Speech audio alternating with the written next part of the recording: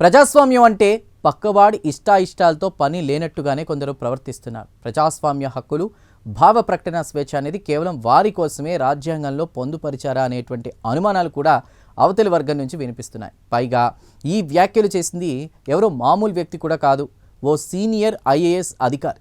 ఇలాంటి వ్యాఖ్యలు చేయడమే బ్యూరోక్రాట్లలో తీవ్రమైన చర్చకు దారితీస్తోంది.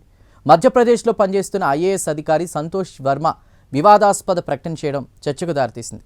సమాజంలో ఉన్నతుడిగా చెప్తున్నటువంటి ఒక బ్రాహ్మణుడు ఆయన కుమార్తెను తన కుమారుడికి ఇచ్చేదాకా కూడా రిజర్వేషన్లు కొనసాగించాల్సిందే అని అభిప్రాయపడ్డాడు.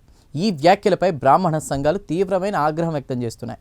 ఆయన చేసిన ప్రకటన సోషల్ మీడియాలో వైరల్గా మారడంతో విమర్శలు, ప్రతి విమర్శలు జోరుగా నడుస్తున్నాయి. అయితే తన తప్పు తెలుసుకున్నాడో లేక తొందరపాటు ప్రకటనగా అర్థం చేసుకున్నాడో తెలియదు, కానీ వర్మ క్షమాపణలు చెప్పాడు. కానీ బ్రాహ్మణ సంఘాలు మాత్రం వర్మ మీద ఎఫ్ఐఆర్ నమోదు చేయాలని, కఠిన చర్యలు తీసుకోవాలని డిమాండ్ చేస్తున్నాయి. ఆదివారం నాడు భోపాల్లోని అంబేద్కర్ మైదానంలో ఎస్సీ, ఎస్టీ వర్గాలకు చెందినటువంటి అధికారుల సంఘం ప్రాంతీయ సమావేశం జరిగింది. ఈ సంఘానికి అధ్యక్షుడిగా సంతోష్ వర్మ ఎన్నికయ్యారు. ఈ సందర్భంగా వర్మ ప్రసంగించారు. ఆ ప్రసంగంలో రోటీ భేటీ వ్యవహారం పూర్తిగా సాధించేదాకా రిజర్వేషన్లు ఎప్పటికీ రద్దు కాకూడదని పేర్కొన్నారు. జబ్ తక్ మేరే బేటే కో కోయి బ్రాహ్మణ్ అప్నీ బేటీ దాన్ నహీ దేతా యా సంబంధ్ నహీ బనాలే తబ్ తక్ ఆరక్షణ్ జారీ రహేగా అంటూ పూర్తిగా క్లారిటీగా తన అభిప్రాయాన్ని కుండబద్దలు కొట్టారు. ఇక్కడే వివాదం చెలరేగింది.